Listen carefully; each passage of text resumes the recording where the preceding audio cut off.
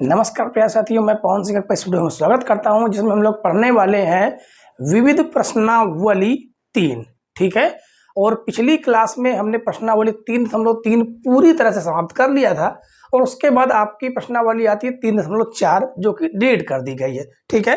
प्रश्नावली 3.4 ये कौन सी प्रश्नावली थी जिसमें हम लोग पढ़ते थे इनवर्स ज्ञात करना। क्या? ए का इनवर्स ज्ञात करना प्रारंभिक रूपांतरण विधि से। ये आपका पूरी तरह से डिलीट कर दिया गया है। ठीक है।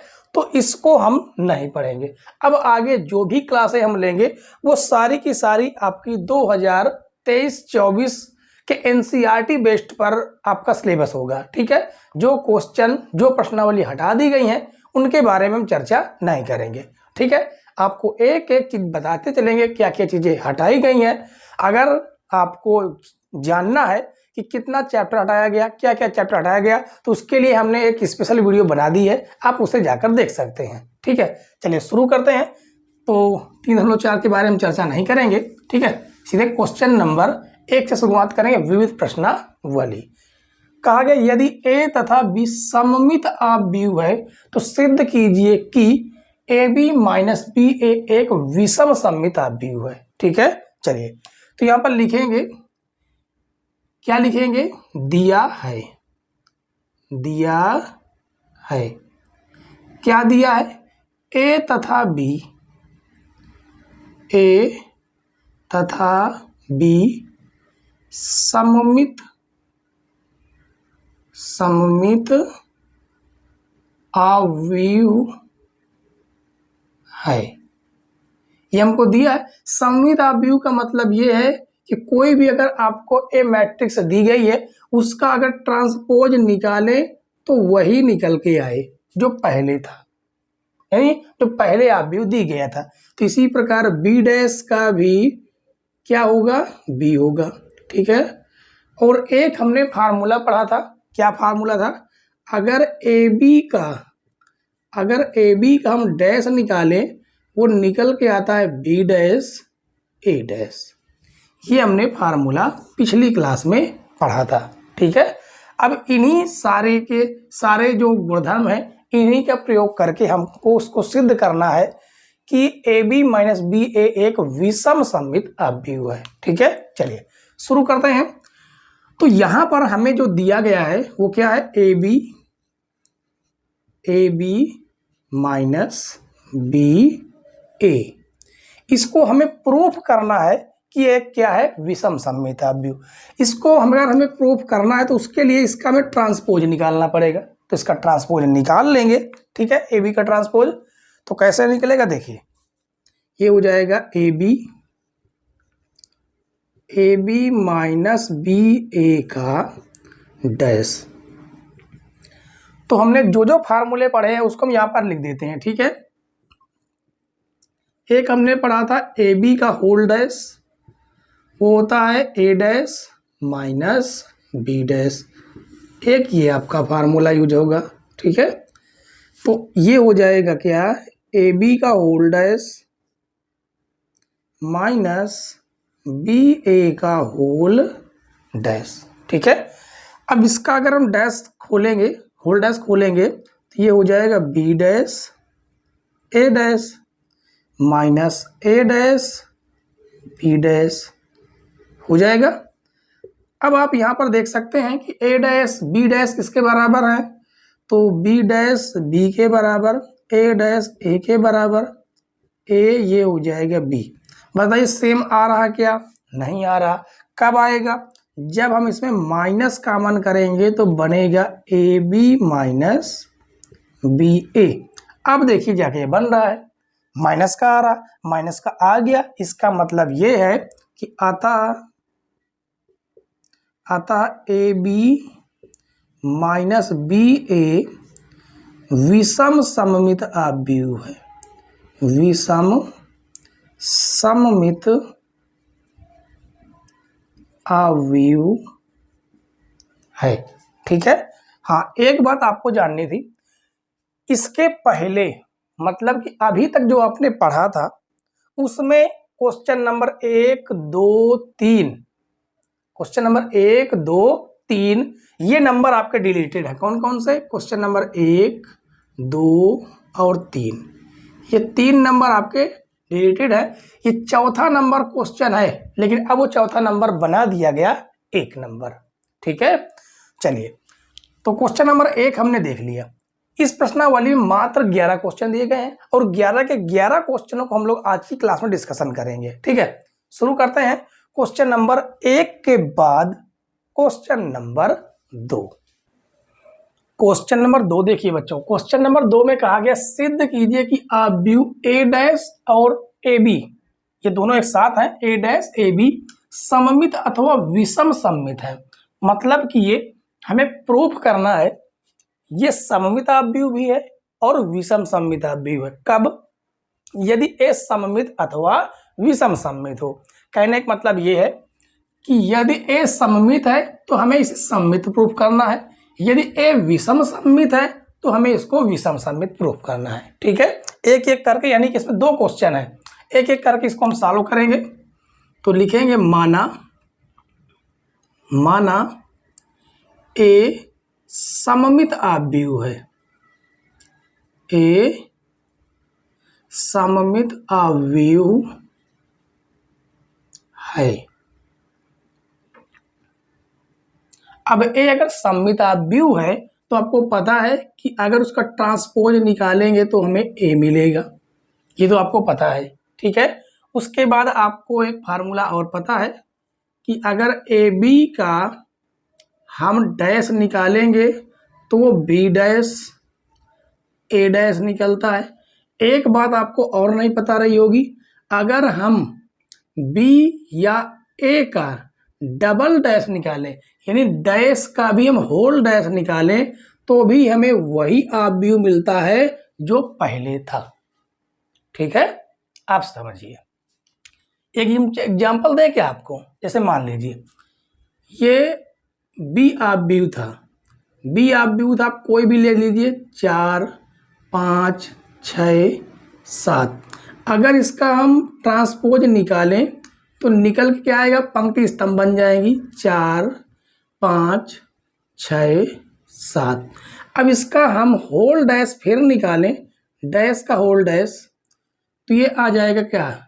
4, 6, 5, 7। यानी आप देख सकते हैं कि बी डैश होल डैश हम निकालते हैं तो घूम के हमारा बी ही बनता है। समझ गया कि नहीं? इसलिए हमने यहाँ पर आपको एग्जाम्पल के माध्यम से समझाया। ठीक है, अब समझ गए हैं। अब आगे देखिए, अब आगे चलते हैं क्वेश्चंस में। ठीक है, तो यहाँ पर हमने एक को सममित आव्यूह माना है, तो यहाँ पर आपको जो दिया गया है, जो क्वेश्चन दिया गया है वो है बी डैश ए बी, ये तो आपका क्वेश्चन है। इसको हम प्रूफ करना कि सममित है, तो प्रूफ करने के लिए पहले इसको आपको क्या निकालना होगा? बी डैश ए बी का होल डैश निकालेंगे। ठीक है, अगर मान लेते हैं बी डैश साथ में है, ए बी साथ में है, यानी बी डैश अलग है, ए बी साथ में है, तो अगर इसका होल डैश निकालेंगे तो क्या निकलेगा? निकलेगा ए बी का होल डैश और बी डैश का भी होल डैश निकलेगा। ठीक है, अब उसके बाद आपको इसका भी फार्मूला पता है कि ये हो जाएगा बी डैश, ये हो जाएगा ए डैश, और बी डैश का डैश क्या होता है? बी के बराबर हो जाता है। समझ गए कि नहीं? अब यहाँ पर आप देखिए, ये आपका बी डैश तो रहेगा ही, कोई दिक्कत नहीं, लेकिन ए डैश किसके बराबर है? ए के बराबर है, और ये आपका बी हो गया।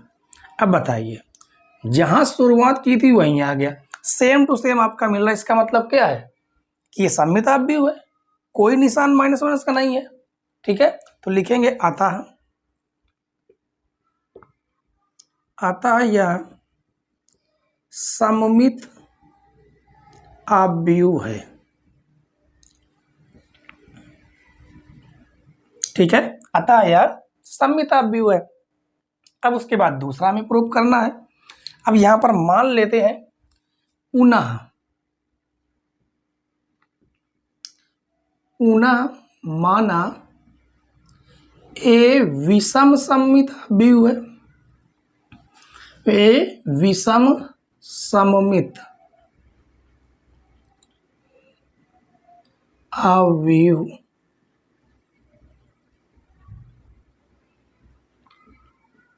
है। अगर ए विषम सममित अवयव है, इसका मतलब ये है कि अगर आप उस मैट्रिक्स का ट्रांसपोज निकालेंगे तो माइनस का ए निकलेगा, है सही बात कि नहीं? ठीक है, और बाकी ये आपके दोनों फार्मूले तो वैसे भी काम में आने वाले हैं। अब आगे समझिए, अब हमें जो क्वेश्चन दिया गया है वो आपका वही क्वेश्चन है बी डैश ए बी। इसका अगर हम ट्रांसपोज निकालें, क्योंकि बिना ट्रांसपोज निकाले तो हम बता नहीं सकते हैं कि ये सममित है या विषम सममित है। ठीक है, इसका ट्रांसपोज अगर हम निकालेंगे तो क्या निकलेगा, ये दोनों साथ में है तो ये हो जाएगा ए बी का ट्रांसपोज यानी ए बी डैश और बी डैश का होल डैश, और इसको खोलेंगे तो हो जाएगा बी डैश ए डैश, और ये आपका किसके बराबर हो जाएगा, बी के बराबर, क्योंकि बी डैश का डबल डैश किसके बराबर, बी के बराबर। ठीक है, अब उसके बाद आगे देखिए, ये जो ए डैश है किसके बराबर है, माइनस ए के बराबर, तो ये हो जाएगा बी डैश, ये हो जाएगा माइनस का ए और हो जाएगा बी, इस माइनस को आगे लगा देंगे तो माइनस का हो जाएगा बी डैश ए बी। अब आप देख सकते हैं मिल तो रहा सेम टू सेम, लेकिन माइनस आ रहा है, इसका मतलब ये है कि अतः या विषम सममित अवयव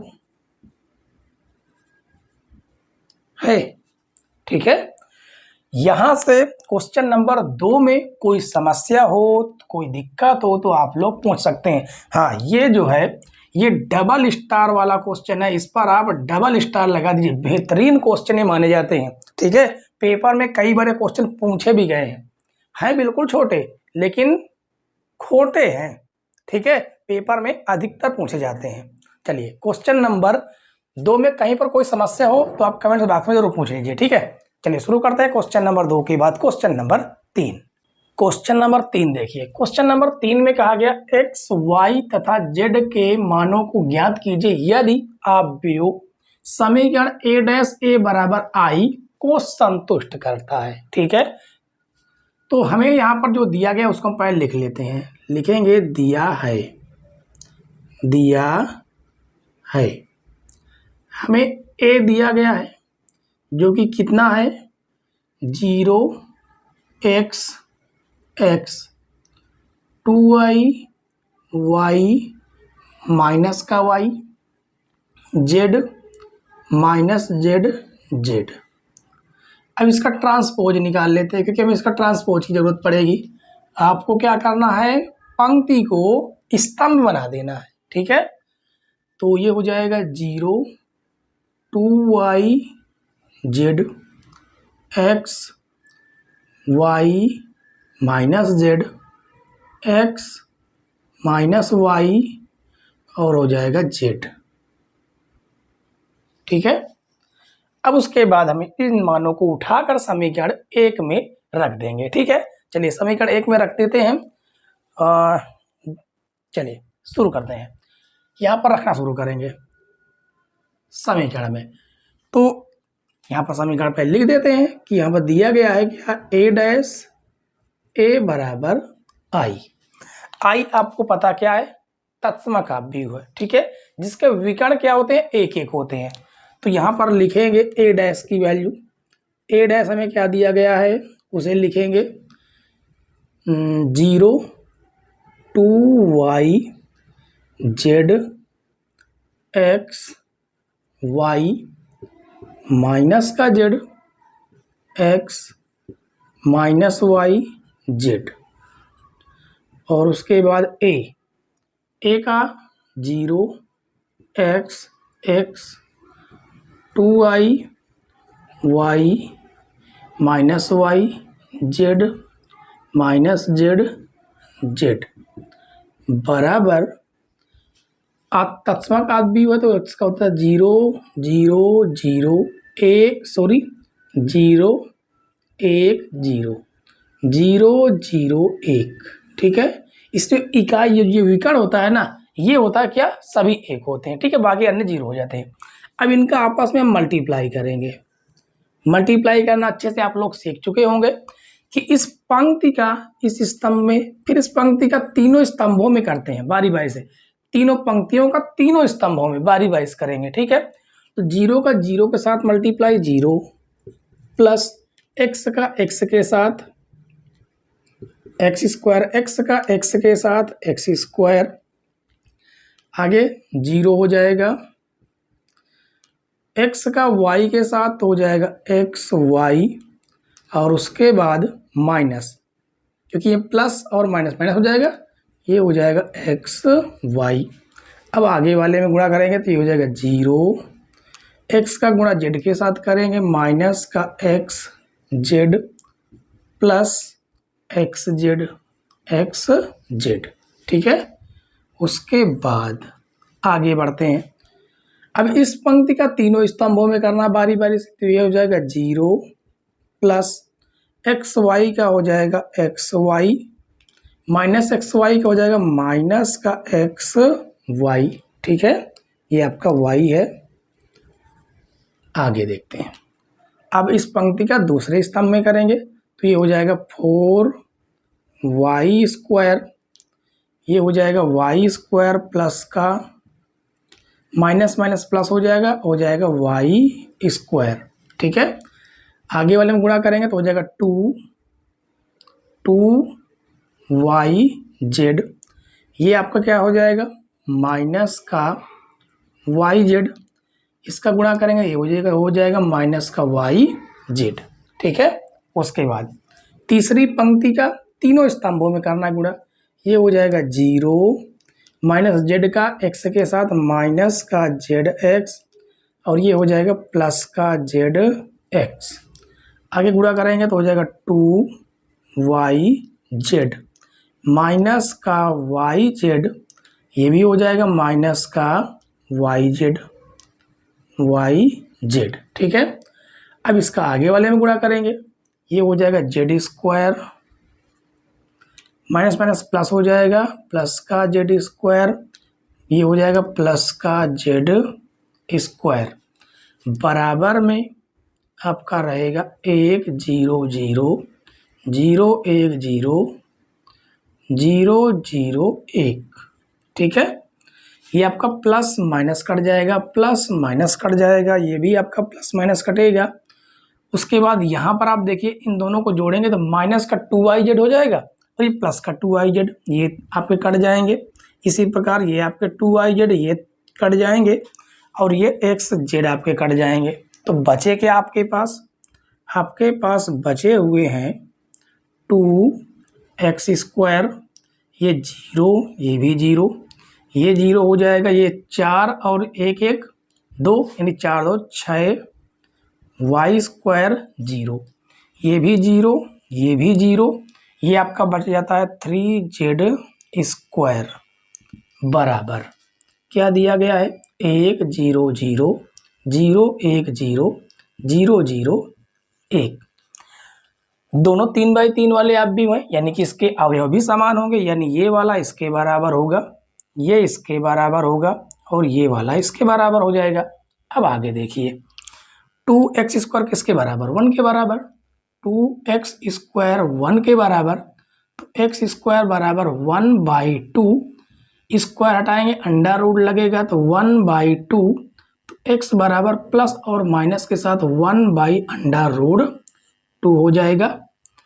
और इसको दिखाएंगे तो ये हो जाएगा 6y स्क्वायर बराबर 1, तो y स्क्वायर बराबर 1/6, तो y बराबर √1/6, तो y बराबर प्लस माइनस 1/√6। अब इसको दिखा देंगे तो ये हो जाएगा 3z स्क्वायर बराबर 1, z स्क्वायर बराबर 1/3, तो z बराबर प्लस माइनस 1/√3। ठीक है, यहाँ तक कोई दिक्कत हो तो आप लोग कमेंट्स में जरूर पूछिएगा। ठीक है, ये पूरी तरह से आपको समझ में आ गया होगा। चलिए क्वेश्चन नंबर 3 के बाद हम लोग शुरू करेंगे क्वेश्चन नंबर 4। क्वेश्चन नंबर 4 देखिए बच्चों, क्वेश्चन नंबर 4 में कहा गया x के किस मान के लिए। अब यहाँ पर आपको 3 मैट्रिक्स नजर आ रही हैं गुणन के रूप में। अब बराबर में ओ है, ओ यानी कि शून्य अवयव जिसको हम लोग बोलते हैं। ठीक है, जिसके सारे अवयव, जिस अवयव के सारे अवयव क्या होते हैं, शून्य के बराबर होते हैं। ठीक है, चलिए सबसे पहले हम यहाँ पर क्वेश्चंस को लिख लेते हैं। ठीक है, ये हो गया आपका 1 2 1। दूसरा मैट्रिक्स आपका है 1 2 1 2 0 0 0 1 2। और उसके बाद तीसरा मैट्रिक्स आपका है 0 2 x बराबर में ओ। ये 0 नहीं है, ओ है। ठीक है, अब आगे आप समझिए। देखिए,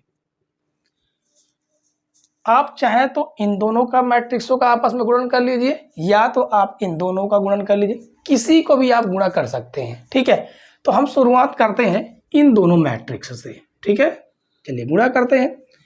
1 का 1 के साथ मल्टीप्लाई करेंगे तो 1 आएगा। समझ गया कि नहीं? इस पंक्ति का इस स्तंभों में करना है, तीनों में करना है। ठीक है, तीनों में हमें मल्टीप्लाई करना है। तो देखिए समझिए, तो क्या आ जाएगा, 1 का गुणा 1 में हो जाएगा 1, प्लस 2 का गुणा 2 में हो जाएगा 2 दूनी 4, प्लस 1 का गुणा 1 में हो जाएगा 1। अब इसका आगे वाले में 2 का नम 2 0 प्लस 0 हो जाएगा, गुणा करेंगे तो। अब दूसरे कॉलम में करेंगे गुणा तो हो जाएगा 0 प्लस 2 एकन्नम 2 और 1 यानी 2 एकन्नम 2। ठीक है, और ये आपका क्या है, दूसरा मैट्रिक्स 0 2 x बराबर, बराबर में क्या है, ये O है। ठीक है, O है। अब इसको आप जोड़ लीजिए पहले, 4 2 6 हो जाएंगे, ये हो जाएगा 2, ये हो जाएगा 4, और जो मैट्रिक्स दी गई उसको हम लिख लेंगे 0 2 x बराबर। O को हम लिख देते हैं क्या, 0 लिख देते हैं। ठीक है, ये एक प्रकार से है O। ठीक है, इसको इस प्रकार से आप मैट्रिक्स बना सकते हैं कि 0 का है। ठीक है, अब आगे आप गुणा कीजिए, 6 0 0 हो जाएगा, प्लस 2 दूनी 4 हो जाएगा, प्लस ये हो जाएगा 4x, और बराबर में आपका मैट्रिक्स वो भी 0 है। दोनों मैट्रिक्स हैं, मैट्रिक्स से बाहर निकालेंगे तो ये हो जाएगा 4 प्लस 4x बराबर 0।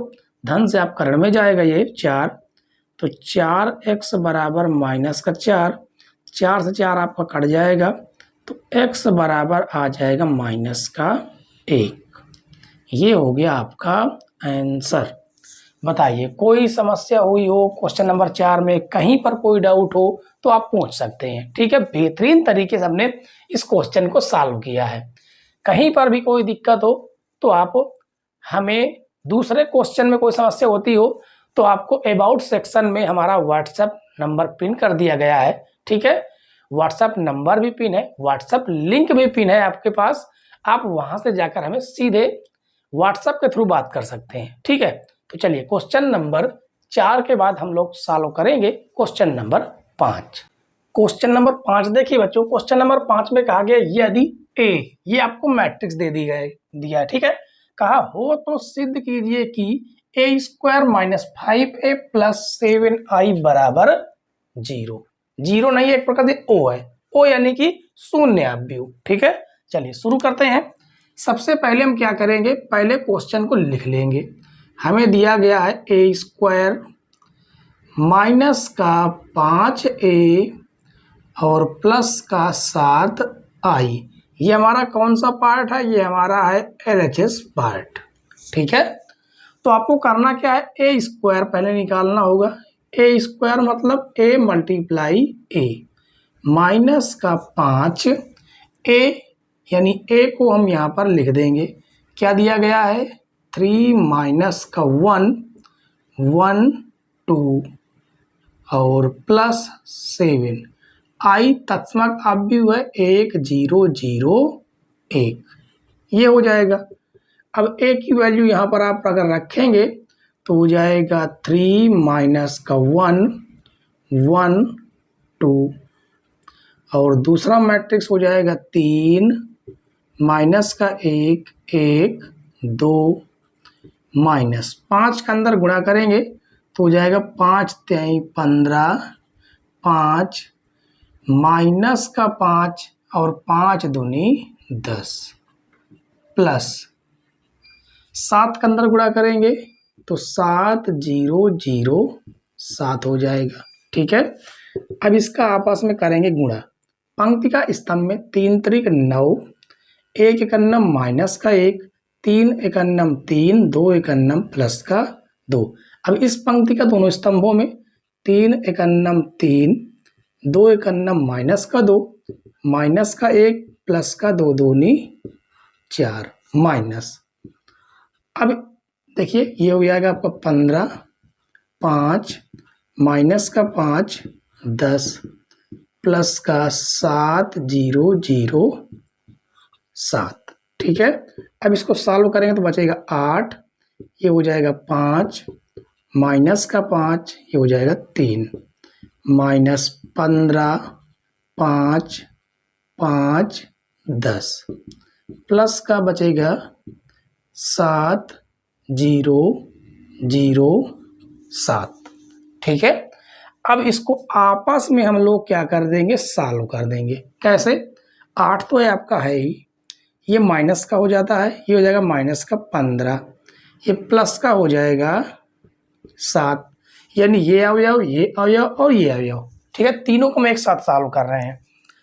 ये हो जाएगा 5 आपका 5 माइनस का 5 प्लस का 0, इसी तरह माइनस का 5 और ये हो जाएगा माइनस माइनस प्लस का 5, ये हो जाएगा प्लस का 0, 3 हो जाएगा, माइनस का 10 हो जाएगा और ये प्लस का 7 हो जाएगा। अब इसको आगे हम सॉल्व करेंगे तो 8 और 7 कितना हो जाएगा, 15 माइनस का 15 प्लस 5 माइनस 5 कट के 0 प्लस 5 माइनस 5 कट के 0 और ये हो जाएगा 7 3 10 minus 10 plus minus minus plus cut के आ गए क्या 0 0 0 0, टोटल शून्याव्यू यानी कि O। ठीक है, तो इस प्रकार से क्या हो गया, प्रूफ हो गया। बताइए, केवल जोड़ और घटाने हैं जो आपने बचपन में सीखे थे। ये क्वेश्चन, इस तरह के क्वेश्चन आपको बताइए इंटर में मिल रहे हैं। इस तरह के क्वेश्चन जो है आपको इंटर में मिल रहा है। बताइए, इनसे आसान आपको क्या क्वेश्चन मिल सकते हैं क्या है? ठीक है, तो क्वेश्चन नंबर 5 तो आपको पूरी तरह सॉल्व हो गया। ठीक है, क्वेश्चन नंबर 5 के बाद हम लोग सॉल्व करेंगे क्वेश्चन नंबर 6।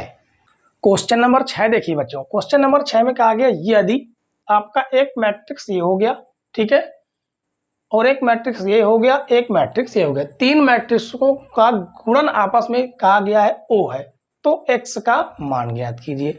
पिछले क्वेश्चन में हमने इन दोनों को सॉल्व किया था, इस बार हम इन दोनों को सॉल्व कर लेते हैं। कोई दिक्कत होगी क्या? कोई दिक्कत नहीं होगी। आप चाहे तो इन दोनों को सॉल्व करें, आप चाहे तो इन दोनों को सॉल्व करें। ठीक है, तो चलिए सबसे पहले हम क्वेश्चन को लिख लेते हैं। दिया गया है x माइनस 5 माइनस का 1, ठीक है, और 1 0 2 0 2 0 2 1 3। उसके बाद हमें दिया गया है x 4 1, ठीक है, और बराबर में O। कुछ सोच रहे होंगे इसका मल्टीप्लाई संभव है क्या?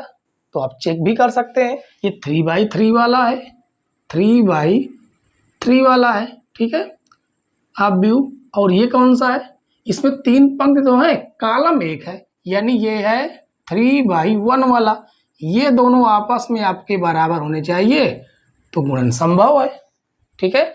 और जो आपका परिणाम निकल के आएगा वो निकल के आएगा, जो बचे हुए हैं 3/1 का निकल के आएगा। अभी देखते हैं क्या प्राप्त होता है हमको, ठीक है। देखिए x -5 माइनस का 1 आपस में करेंगे गुणा, पंक्ति स्तंभ, x 1 का x के साथ करेंगे तो हो जाएगा x प्लस एक 0 का 4 के साथ 4 करेंगे तो 0 प्लस 2 1 2। अब आगे तो कोई स्तंभ है नहीं तो हम गुणा कर भी नहीं सकते। अब इस पंक्ति का हो गया, इस पंक्ति का करेंगे, x का 0 के साथ करेंगे तो हो जाएगा 0, 2 का 4 के साथ करेंगे तो 2 चौको 8, 1 1 1, ये हो जाएगा 2x प्लस 0 प्लस 3 बराबर ओ, ठीक है। अब आगे देखिए, ये हो जाएगा क्या, x -5, ये माइनस का 5 है, ठीक है, माइनस का 1, इसको अगर सॉल्व करेंगे तो ये हो जाएगा x प्लस 2, 8 1 9 और आएगा 2x प्लस 3 बराबर, ये है O, ठीक है। इसको हम लिख लेते हैं 0 मैट्रिक्स के रूप में, ठीक है, क्योंकि वैसा ही हमको मिलेगा भी। तो देखिए अब आगे देखिए, इसका आपस में मल्टीप्लाई कराइए, x का x में यानी कि इसका इसे मल्टीप्लाई करेंगे तो बनेगा x² प्लस का 2x, ठीक है। बीच में क्या रहता है, प्लस का, लेकिन 9 अपना 45 माइनस का हो जाएगा, फिर प्लस रहता है लेकिन ये माइनस कर देगा, -1 का गुणा करेंगे तो, और ये आ जाएगा -1, इसका गुणा हो किसके साथ, 2x प्लस 3 के साथ मल्टीप्लाई होगा, और बराबर में 0 अभी दिया गया है। आगे सॉल्व करेंगे तो ये हो जाएगा x² प्लस का 2x और माइनस का 45, -1 के अंदर गुणा करेंगे तो माइनस का 2x माइनस का 3 बराबर 0 अभी, ठीक है। 2x माइनस का 2x कट जाएगा तो यहाँ से आ जाएगा x² 45 और 3 माइनस का 48 बराबर 0। अब इसको हम यहाँ से आप व्यू से बाहर निकालेंगे तो हो जाएगा x² माइनस 48 बराबर, यहाँ से भी आप व्यू से बाहर निकाल लेंगे 0 हो जाएगा, माइनस में प्लस में चला जाएगा तो x² बराबर 48, अगर स्क्वायर हटाएंगे तो अंडर रूट आ जाएगा 48, ठीक है। इसको हम लिख क्या सकते हैं, 48 को लिख सकते हैं 16 गुणे 3, 16 गुणे 3, 16 3 48। तो एक काम ये करेंगे, इस 16 से 4 तो बाहर निकल आएगा लेकिन √3 अंदर ही रह जाएगा, ठीक है, वो भी किसका, प्लस और माइनस दोनों का। ये हो गया आपका आंसर। बताइए कोई भी दिक्कत हुई हो, कोई भी डाउट हुआ हो तो आप हमें ज़रूर कमेंट्स कीजिएगा, ठीक है। हम आपके कमेंट्स का इंतज़ार करते हैं, आप कमेंट्स तो कीजिए एक बार, ठीक है। तो क्वेश्चन नंबर 6 में कोई भी दिक्कत हुई हो, कोई परेशानी हुई हो तो आप ज़रूर बता सकते हैं, ठीक है। क्वेश्चन नंबर 6 के बाद हम लोग आगे बढ़ेंगे क्वेश्चन नंबर 7। क्वेश्चन नंबर 7 देखिए बच्चों, क्वेश्चन नंबर 7 में कहा गया एक निर्माता 3 प्रकार की वस्तुएं x, y तथा z का उत्पादन करता है, ठीक है, और कहा गया जिनका वह 2 बाजारों में विक्रय करता है, इन 2 बाजारों में बेचता है। वस्तुओं की वार्षिक बिक्री नीचे सूचित है, यानी ये बाजार, पहली बाजार, दूसरी बाजार, उत्पादन x, y, z 3 प्रकार के उत्पादन है, जो कि पहली बाजार में 10,000, 2,000, 18,000 उत्पादन करता है, और दूसरी बाजार में 6,000, 20,000 और 8,000 वस्तुओं का उत्पादन कर रहा है, ठीक है। पहला नंबर कहा गया यदि x, y तथा z की प्रत्येक इकाई का विक्रय मूल्य, यहाँ पर विक्रय मूल्य दिया गया, विक्रय मूल्य 2.50 रुपए, 1.5 रुपए, 1 रुपए है, तो प्रत्येक बाजार में कुल आय आव्यूहीकृत की सहायता से ज्ञात कीजिए, ठीक है। और बी नंबर में कहा गया उपयुक्त 3 वस्तुओं की प्रत्येक इकाई की लागत क्रमशः ₹2, ₹1 और 50 पैसे। तो कुल लाभ ज्ञात कीजिए। तो पहले हमें निकालना है क्या, पहले हमें निकालना है कि कुल आय कितनी है।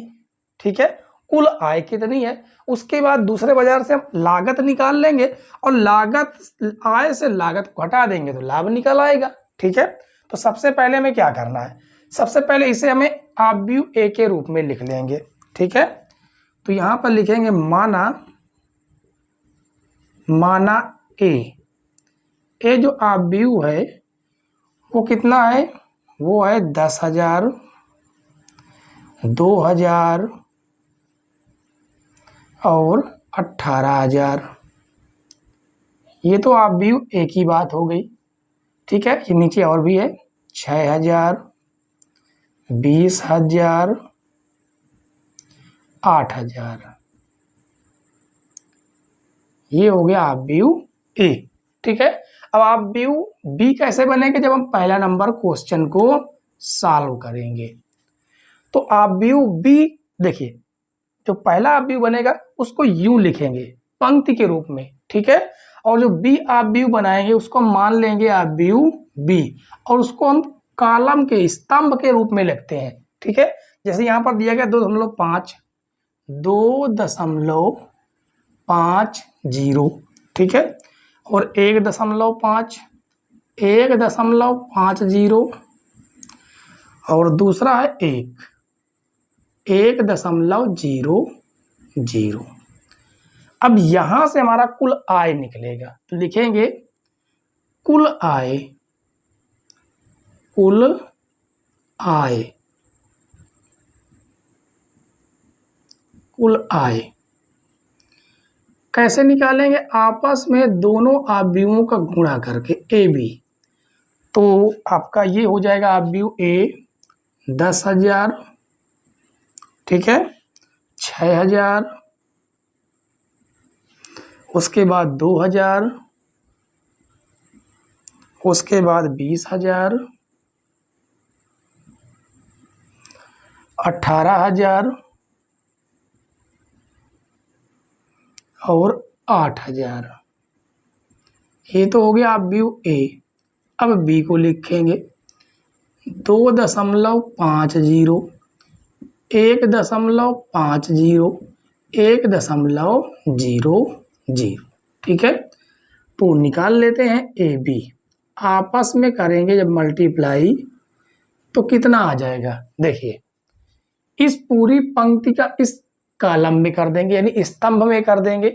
तो 10,000, इस 10,000 का जो गुणा होगा वो हो जाएगा 2.50 के साथ, प्लस 2,000 का जो गुणा होगा वो होगा 1.50 के साथ, प्लस जो 18,000 का गुणा होगा वो होगा किसके साथ, एक के साथ, यानी 1.00 का मतलब क्या है, एक ही तो है। ठीक है, अब इस पंक्ति का स्तंभ में करेंगे तो हो जाएगा 6,000 का गुणा होगा जाकर 2.50 के साथ, 20,000 का गुणा होगा 1.50 के साथ, प्लस 8,000 का गुणा 1 के साथ होगा तो हो जाएगा 8,000।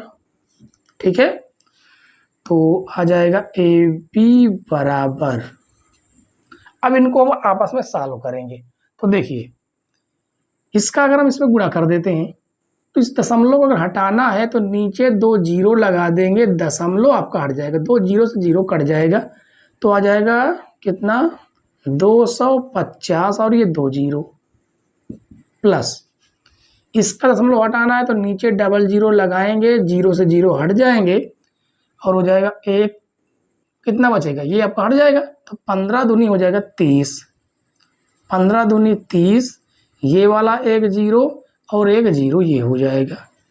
ठीक है, उसके बाद आगे देखिए प्लस, उसके बाद हो जाएगा आपका 18,000 तो रहेगा ही 18,000।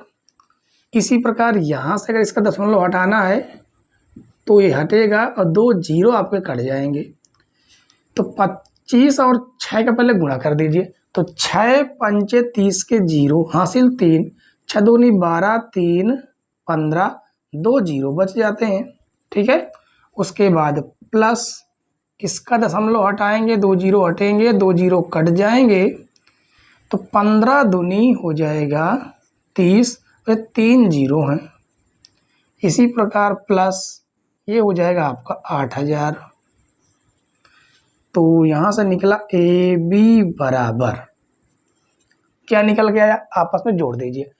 18,000 3,000 कितना हो गया, 21,000 हो गया। ठीक है, 21,000 में आपको अभी कितना जोड़ना है, 25,000। 21,000 में 25,000 जोड़ लीजिए, यानी कि 25,000 में 21,000 जोड़ेंगे तो हो जाएगा 5 1 6, यानी कि टोटल 46,000। कितना आ जाएगा, 46,000। 8,000 30,000 कितना हो गया, 30 अब 15 45, 45,000 तो ये हो गया, 30,000 15,000। ठीक है, इकाई दहाई सैकड़ा हजार 10,000 15 ये तो है, 30,000 15,000, तो 45,000 हो गया। 45 5 50 3 53, 53,000 ये हो जाएगा, 53,000। तो ये तो निकल के आई आपकी कुल आय कि बाजार में इतनी आय हुई, इतने की वस्तुएं बेची गई। पहली बाजार में 46,000 की वस्तुएं बेची गई, दूसरी बाजार में 53,000 की वस्तुएं बेची गई। ठीक है, तो ये तो हो गया हमारा क्या, आय। ये तो हो गया आपका पहला नंबर, तो साल हो गया। ठीक है, यहां पर इसकी जरूरत पड़ेगी, यहां पर हम लिख लेते हैं कुल आय। कुल आय, जो आय निकल के आई है वो निकल के आई 46,000 और 53,000। इसकी हमें आगे चल के जरूरत पड़ेगी। ठीक है, पहला क्वेश्चन तो देखिए आपका साल हो गया। अब इसके बाद हम दूसरा क्वेश्चन सॉल्व करेंगे। पहले नंबर में कहीं पर कोई डाउट हो, कोई दिक्कत हो तो आप लोग पूछ लीजिए। पहला क्वेश्चन आपका सॉल्व हुआ। ठीक है, तो दूसरे क्वेश्चन के लिए हमें थोड़ी जगह बनानी पड़ेगी, तो इसको हम रब कर देते हैं, तो ये बन जाएगा हमारी जगह। ठीक है, और कहीं पर कोई समस्या हुआ करे तो आप लोग जरूर हमें कमेंट्स बॉक्स में या व्हाट्सएप के जरिए भी आप हमसे कांटेक्ट कर सकते हैं। ठीक है, तो चलिए बी नंबर को सॉल्व करेंगे। तो यहाँ पर लिखेंगे इस बार बी नंबर। तो इस बार हमारा ऑब्यू बना लेते हैं, क्या ऑब्यू सी बना लेते हैं। तो यहाँ से आपका ऑब्यू बनेगा ये 2 रुपए 1 रुपए 50 पैसे का मतलब क्या होता है, 50 पैसे का मतलब हाफ रुपए। ठीक है, तो यहाँ से ऑब्यू सी बनेगा आपका किस प्रकार से, 2 1, ठीक है, और ये हो जाता है 1/2, रुपए में कन्वर्ट करना पड़ेगा। तो यहां से हमें क्या पूछा गया है, लाभ।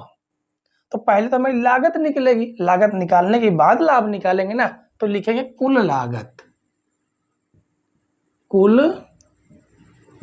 लागत, कुल लागत कैसे निकलेगी, जब हम ए सी का आपस में गुणा करेंगे। तो ए हमारे पास है 10,000, 10,000 6,000, उसके बाद 2,000, फिर है 20,000, 18,000 और 8,000। ये तो हो गया हमारा ऑब्यू ए। ऑब्यू बी है 2 1 1/2, आपस में करेंगे इनका मल्टीप्लाई। तो 10,000 का 2,000 के साथ गुणा करेंगे तो हो जाएगा 20,000, यहाँ पर आ जाएगा 20,000, प्लस 2,000 का एक के साथ गुणा करेंगे तो 2,000 रहेगा, प्लस 18,000 का 1/2 के साथ गुणा करेंगे तो 18 का आधा कितना हो जाएगा, 9,000। ठीक है, 6 दूनी 12,000, ये हो जाएगा आपका 12,000, प्लस ये आपका 20,000 वैसे का वैसा रहेगा, प्लस 8,000 का 1/2 के साथ गुणा करेंगे तो हो जाएगा 4,000। अब आपस में इन्हें आप जोड़ लीजिए, आपस में जोड़ेंगे तो कितना आ जाता, देखिए 20,000 20 10 30 31,000 यहाँ से आ जाएगा, 31,000। ठीक है, और 20,000 12,000, 20 अब 12 कितना हो गया, 32 32 4 36,000, कितना हो जाता है 36,000। ठीक है, 20 10 30 30 4 30 4 34, 34 2000 कितना हो गया, 36,000 हो गया। तो ये तो आपकी कुल लागत है। अब हमें निकालना है लाभ। क्या निकालना है, लाभ। तो पहली बाजार में हम लाभ निकाले ना, तो यहाँ पर लिख देते हैं पहली बाजार का लाभ, पहली बाजार का लाभ। और आपको पता है लाभ का फार्मूला क्या होता है, लाभ बराबर विक्रय मूल्य माइनस क्रय मूल्य। ठीक है, यहाँ पर आप अगर लिखना चाहे तो लिख देते हैं, कहाँ पर लिख दें, यहीं पर लिख देते हैं। ठीक है, लाभ बराबर विक्रय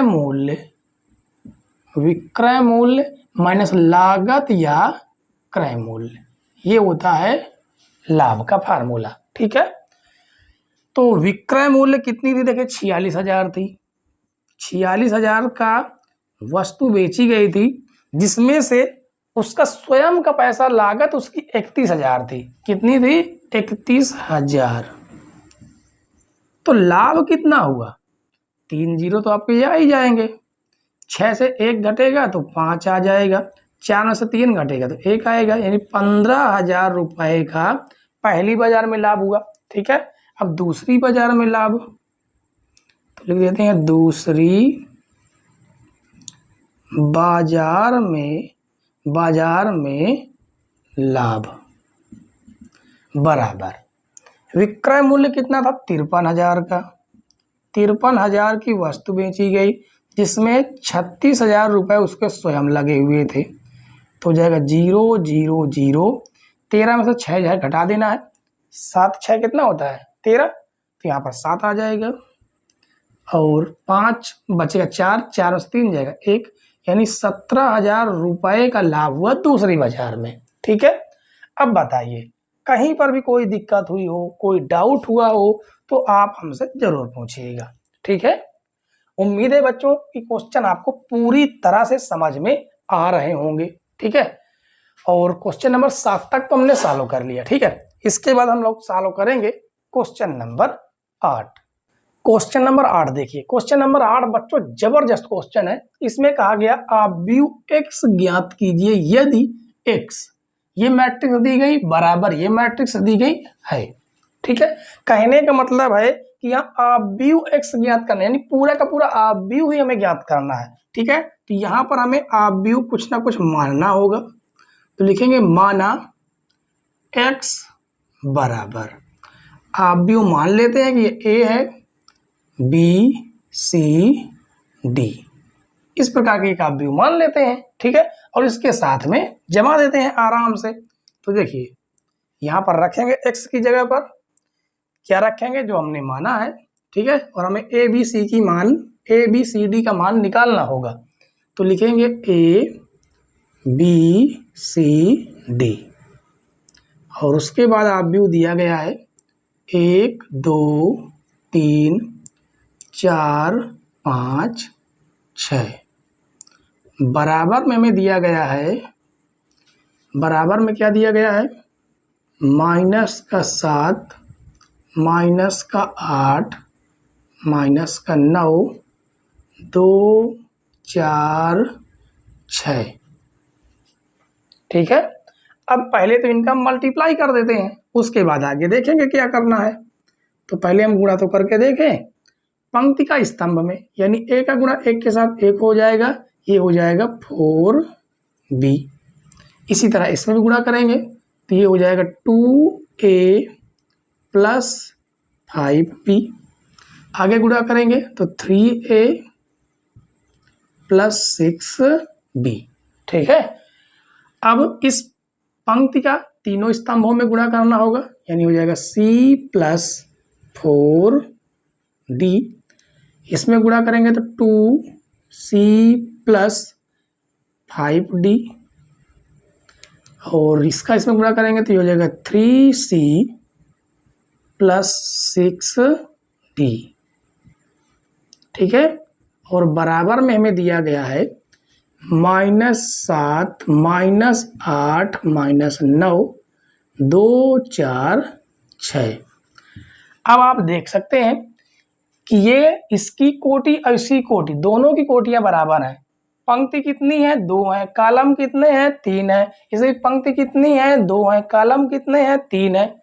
यानी कि कोटि बराबर तो अवयव के अवयव बराबर हो जाएंगे आपस में। तो आपस में बराबर करेंगे a+4b बराबर में कितना है? -7। ये हो जाएगा समीकरण 1 आपका। ठीक है, और इसको अगर इसके बराबर दिखा देते हैं तो ये हो जाएगा 2a + 5b बराबर -8। ये होगा समीकरण 2। ठीक है, और इसको भी हम दिखा सकते हैं लेकिन हमें खास जरूरत नहीं पड़ेगी। क्यों नहीं पड़ेगी? हम समीकरण 1 और 2 को ही सॉल्व करके और b की वैल्यू निकाल सकते हैं। ठीक है, और a और b की वैल्यू को निकालने के लिए दोनों समीकरण हल करने चाहिए। हल करने के लिए a दोनों बराबर होने चाहिए। तो क्या करेंगे? समीकरण 1 में करेंगे 2 से गुणा। जैसे गुणा करेंगे तो ये हो जाएगा 2a + 2 चौको 8b -14, और ये आ जाएगा 2a + 5b -8। तो माइनस माइनस प्लस काट देंगे। 8 में से 5 जाएगा तो हो जाएगा 3b बराबर 14 से 8 घटा दिए, 8 6 14 यानी कि -6 आ जाएगा। तो 3 दूनी 6, तो b बराबर आ जाएगा -2। ठीक है, b बराबर -2 आ जाएगा। अब आगे b का मान समीकरण 1 में रख दीजिए, a का मान आ जाएगा। तो लिखेंगे b का मान समीकरण 1 में रखने पर, ठीक है, रख देते हैं आराम से इस जगह पर। तो a+4 b का मान कितना है? -2 बराबर -7। तो 4 दूनी -8 बराबर -7। तो a बराबर -7 प्लस का 8, तो a बराबर आया 1। तो a और b वैसे भी हमको मिल गया। अब इस वाले अवयव को इस अवयव के बराबर कर देंगे, यानी c + 4d बराबर 2। इसको बना देते हैं समीकरण 3 और इसको इसके बराबर दिखा देते हैं। ठीक है, तो ये हो जाएगा 2c + 5d बराबर 4। ये बनेगा समीकरण 4। अगर समीकरण 3 और 4 को सॉल्व करना है तो उसके लिए c की जगह पर 2 होना चाहिए। तो यहाँ पर भी हम क्या कर देंगे? c के बगल में 2 होना चाहिए, तो गुणा कर दिया तो बन जाएगा 2c + 8d बराबर 2 दूनी 4, और ये हो जाएगा 2c + 5d बराबर कितना? 4। सॉल्व करेंगे माइनस माइनस माइनस, c से c कट जाएगा, 4 से 4 कट जाएगा। जैसे ही कटेंगे क्या प्राप्त हो जाएगा? 8 में से 5 गए 3d, 3d बराबर 0 प्राप्त हुआ।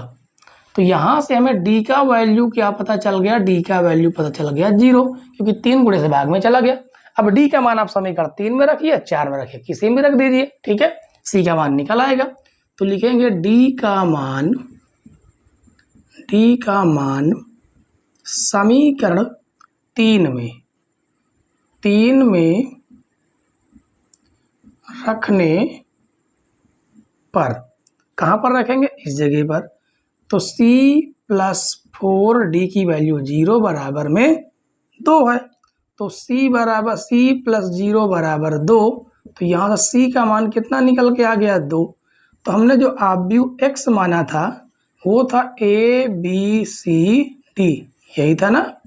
तो x बराबर a की वैल्यू कितनी निकल के आई है? a की वैल्यू 1 है, b की वैल्यू -2 है, c की वैल्यू 2 है, d की वैल्यू 0 है।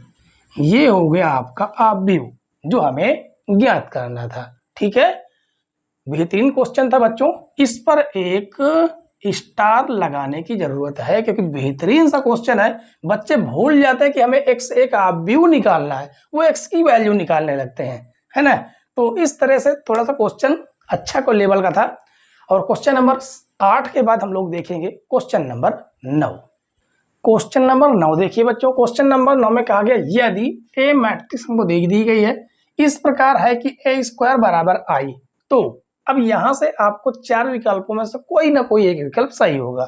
ठीक है, सॉल्व करेंगे। पहले हमें क्वेश्चन दिया गया है ए स्क्वायर बराबर आई, तो पहले हम क्या करेंगे, ए गुणे ए बराबर आई, मतलब पहले ए गुणे ए निकाल लेंगे, उसके बाद आई की बराबर साथ में निकाल लेंगे। ठीक है, चलिए ए का मान हम लिखेंगे क्या, ए का मान हमें क्या दिया गया है, alpha beta gamma minus alpha, और यहाँ पर ए का मान अल्फा बीटा गामा माइनस का अल्फा बराबर आई का मान 1001, ये तत्सम आप भी हुआ है। ठीक है, आपस में इनका हम करेंगे मल्टीप्लाई पंक्ति का स्तंभ में, तो अल्फा का अल्फा के साथ हो जाएगा अल्फा स्क्वायर और प्लस बीटा इंटू गामा। इसी प्रकार इसका इसके साथ हो जाएगा alpha into beta minus alpha into beta हो जाएगा। इसका गुणा इसके साथ करेंगे, देखिए यहाँ पर गामा है और ये अल्फा है, तो गामा इंटू अल्फा, माइनस है तो यहाँ पर माइनस आ जाएगा, अल्फा और गामा है तो गामा इंटू अल्फा आ जाएगा। अब इसका गुणा इसके साथ कर दीजिए, जब इसका गुणा इसके साथ करेंगे गामा बीटा का, तो गामा इंटू, या बीटा गामा लिख सकते हैं, beta gamma, minus minus plus हो जाएगा और अल्फा का स्क्वायर बराबर आ जाएगा 1001। ठीक है, ये तो दोनों आपके कट जाएंगे प्लस माइनस, तो यहाँ से हमें क्या मिला, यहाँ से हमें मिला alpha square plus beta into gamma, 0, ये भी हमें क्या दिया गया, alpha square plus beta into gamma बराबर में 1001 है। ये वाला इसके बराबर होगा, ये वाला इसके बराबर होगा, दोनों तो ही है, एक ही तो है दोनों, तो यहाँ से आएगा alpha square plus beta into gamma बराबर में है 1। इन दोनों को अगर उस पार हम ले जाते हैं तो हमारे पास आ जाएगा 1 minus alpha square minus beta into gamma बराबर में क्या बचेगा, 0। अब देख लीजिए आपका कौन सा विकल्प मिल रहा, ऑप्शन नंबर सी आपका राइट है। ठीक है, तो इतना छोटा सा क्वेश्चन था लेकिन बेहतरीन क्वेश्चन है बच्चों। ठीक है, आपको सॉल्व करना आना ही चाहिए ऐसे क्वेश्चन। ठीक है, छोटे छोटे क्वेश्चन। तो क्वेश्चन नंबर 9 के बाद आपके 2 क्वेश्चन और बचते हैं, उन क्वेश्चनों को भी बेहतरीन तरीके से हम लोग सॉल्व करेंगे। ठीक है, देखते हैं क्वेश्चन नंबर 10। क्वेश्चन नंबर 10 देखिए बच्चों, क्वेश्चन नंबर 10 कहा गया यदि एक आव्यूह सममित तथा विषम सममित दोनों है तो ए एक विकर्ण आव्यूह होगा, ए एक शून्य आव्यूह होगा, ए एक वर्ग आव्यूह होगा, इनमें से कोई नहीं, कौन सा होगा।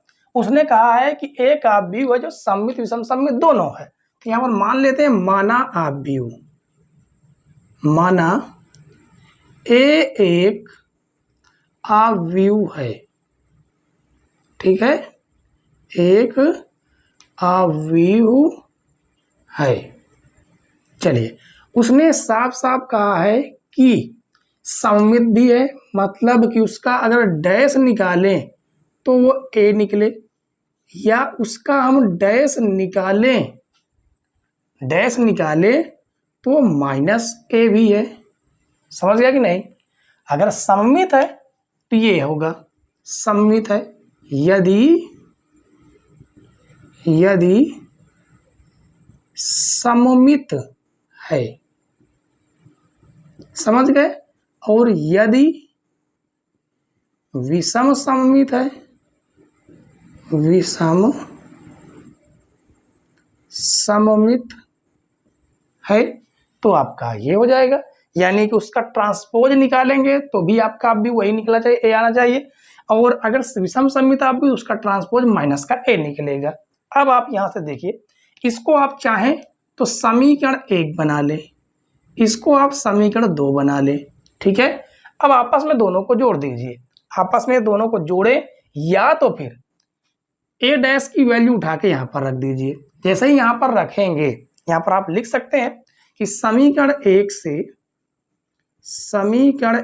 से ए डैश का मान समीकरण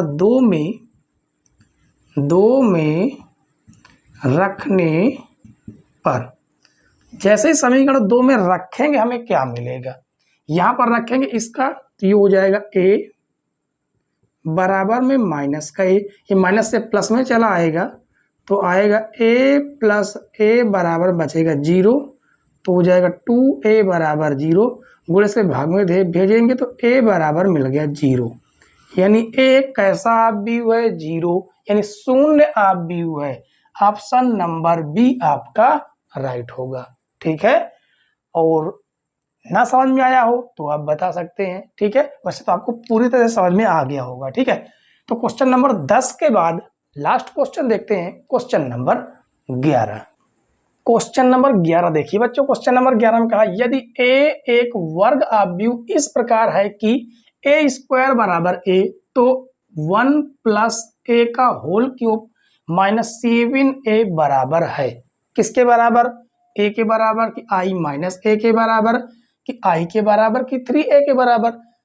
ठीक है, तो आपको क्या करना है, एक काम करना है कि किताब में थोड़ी सी मिसप्रिंट है, यहाँ पर i बना हुआ है उसको 1 बना लीजिए, यहाँ पर 1 बना हुआ है उसको i बना लीजिए, इतना काम कर लीजिए। ठीक है, अब हम क्वेश्चन को शुरू करते हैं। तो हमें जो दिया गया पहले उसको हम नोट कर लेंगे, a प्लस आई प्लस ए का होल क्यूब बराबर माइनस 7a। तो यहाँ पर फार्मूला लग रहा है a प्लस बी का होल क्यूब। कौन सा? a प्लस बी का होल क्यूब। अगर आपको फार्मूला नहीं पता है तो हम फार्मूला लिख देते हैं, a प्लस बी का होल क्यूब होता है a cube plus b cube plus 3ab कोष्टक में हो जाता है a प्लस बी। इस फार्मूले का हम यहाँ पर इस्तेमाल करेंगे। ठीक है, अब देखिए 1 का क्यूब हो जाएगा 1 का cube plus a cube plus 3ab, उसके बाद कोष्टक के अंदर है 1 प्लस a रहेगा माइनस का 7a हो जाएगा। ठीक है, अब आगे देखिए, अब 1 का क्यूब तो आपका 1 ही आएगा प्लस ये हो जाएगा a क्यूब को हम लिख सकते हैं a स्क्वायर इंटू a, लिख सकते हैं कि नहीं? बिल्कुल लिख सकते हैं। और ये हो जाएगा आपका 3a 1 plus a minus 7a। अब आगे आप देखिए, ये हो जाएगा 1, a स्क्वायर आपका a के बराबर होगा इंटू a प्लस 3 का अंदर गुणे करेंगे तो 3a और प्लस का 3a स्क्वायर हो जाएगा माइनस का 7a। यहाँ पर आप लिखना चाहें तो लिख सकते हैं कि a स्क्वायर बराबर क्या हो जाता है a, क्योंकि वहाँ पर दिया गया है। ठीक है, अब आगे देखिए, तो 1 प्लस ये हो जाएगा आपका a square plus 3a plus 3a square की जगह पर a आएगा और माइनस का 7a है। ठीक है, 7a है तो यहाँ पर आएगा 1 प्लस a स्क्वायर की जगह पर a हो जाएगा और ये हो जाएंगे 3a प्लस 3a माइनस का 7a। तो देखेंगे तो 1 plus 3 3 6 1 7 7a minus 7a plus minus cut जाएगा तो ये आ जाएगा 1। ठीक है, तो 1 तो कहीं पर मिल नहीं रहा, इसका मतलब ये है कि सी वाला जो है ये आपका 1 है, वहां पर आई जैसा लिखा है। ठीक है, तो इसको आपको सही कर लेना है।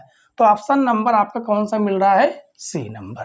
ठीक है, तो आज से आपका जो ऑब्जेक्टिव चैप्टर था प्रश्नावली यानी चैप्टर 3 वो आपका पूरी तरह समाप्त। ठीक है, और आपको आगे मिलने वाली जो भी वीडियोज होंगी वो पूरी तरह से संशोधित वीडियो होंगी 2023-24 के अनुसार। ठीक है, यानी एनसीईआरटी ने जो क्वेश्चन हटा दिए उनके बारे में चर्चा ही नहीं करेंगे।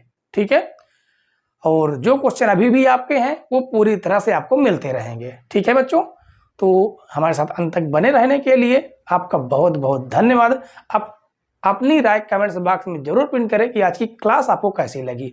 ठीक है, तो तब तक के लिए, और कल हम लोग शुरू करेंगे सारणिक। ठीक है, शुरुआत से बिल्कुल 0 लेवल से सारणिक शुरू करेंगे। ठीक है, तो तब तक के लिए आप लोगों को bye bye, tata, see you.